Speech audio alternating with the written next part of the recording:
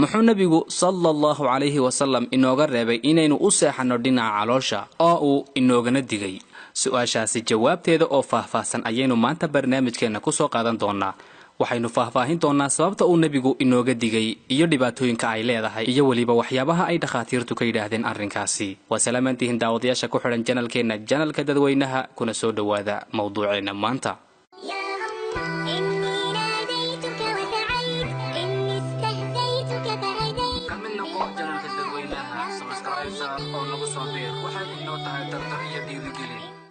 hurdadu waa mid ka mid ah nimcooyinka ugu waaweyn ee uu Ilaahay subxaanahu wa ta'ala inagu manaystay kuwaasi oo la tirin karin lana soo koobi karin faa'iidooyinka ugu waaweyn ee hurdadu leedahay waxa ka mid ah jirka ayaa ku xasilaha kagana nasta tacabka iyo daalka si uu insaanku soo tooso iyada oo ay soo laabatay firfircoonida iyo furfurnaantii waxa muhiim ah inuu qofku ka warhayo habka caafimaad ee uu seexanayo hurdadiisa si uusan qofku u seexan hurdo bilaa raaxo ah oo caafimaadkiisa waxyeelaysa waayo qofku waxa uu ka heli karayaa hurdada caafimaad faa'iidooyin iyo manaafacaad aad u ballaaran waayo waxa laga yaabaa inuu midkood seexdo muddo 10 saac balse uusan ka helin nasiimaha qadarkii looga baahnaa inuu hurdada ka helo sidoo kalena dareemin haba yaraatee wax firfircooni iyo furfurnaana marka hurdada ka soo kaco kadib waxa laga yaabaa inuu qofka kale seexdo muddo 5 saac oo kaliya balse faa'iidada ku jirta 5taasi saac ay noqoto cagsiga qofkii kale ee hurday 10 saac waayo farqiga u dhaxeeya ayaa waxa uu yahay kii hore waxa uu seexday hurdo bila caafimaad ah xagga kii dambe uu seexday hurdo ay ku dheehan tahay caafimaad iyo faa'iidooyin badan kama hadlayo cadadka saacadihii ay hurdeen balse waxaan ka hadlayaa habkii ay u jiifeen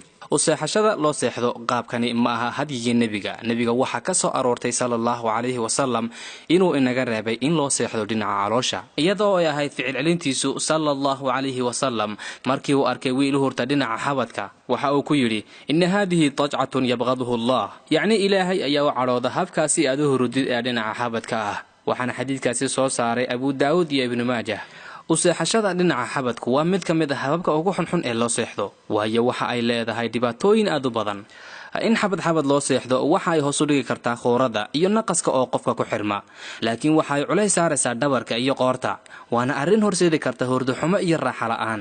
xabad oo loo seexdo waxay saaraysaa culays dhabarka iyo xangulaha sababtoo ah qaybta dhexe ee jirka waa meesha ugu badan ee culayska jirka uu ku jiro cadaadis oo la saaro xangulaha waxay badinaysaa cadaadis soo fuula dhismayaasha kale ee jirka xangulaha waa tuubo ay ka buuxaan dareemayaal haddii cadaadis uu kor marana waxay sababi kartaa xanuun ka dhasha meelo badan oo jirka ka mid ah markii la sameeyay daraasado iyo baaritaano badan culimada waxbaadha waxa ay cadeeyeen in dhinaca caloosha oo loo seexdo ay keeni karto caafimaad darro baahsan taasi oo ahayd sababtii uu rasuulku calayhi salaatu wasalaam inooga digay dhibaatooyinka ay cadeeyeen daraasadahaasi waxa ka mid ah neefsashada iyo soo bixidda naqaska oo cidhiidhi gasha marka uu qofku u hurdo dhinaca caloosha وسيحشدا uu qofku u seexdo dhinaca caloosha waxay sababtaa inuu qofkii hurdada ka waayo wax raaxo iyo deganaansho ah waxa uusan shaki ku jirin inay tahay hurdada oo uu jidhka iyo lafahu ka helo nafciga in ay tahay tii uu rasuulku sallallahu alayhi wasallam seexan jiray iyada oo uu imaamkii weynaa ibn al-qayyim rahimahullah uu yiri isaga oo sifaynaya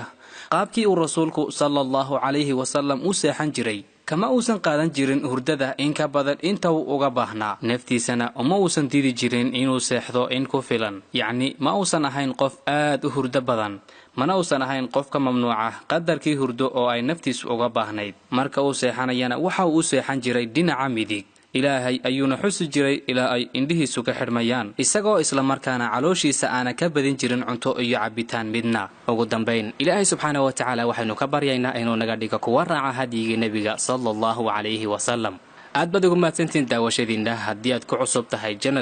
janalka dadweynaha ee YouTube fadlan subscribe saar si aad ula socoto barnaamijyada dambe aynu soo gelin doono haddii alla qadaro